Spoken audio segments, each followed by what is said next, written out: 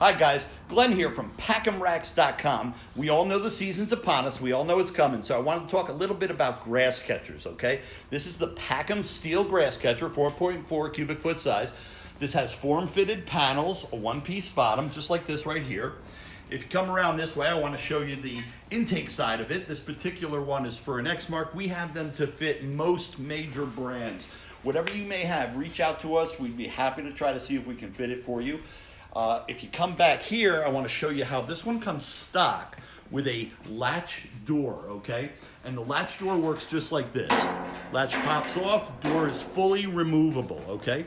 Now, this catcher comes with these built-in ears, and that can accept the swing door. Let me show you how this one works.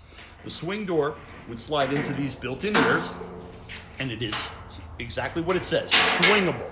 It does use a different latching mechanism because it swings.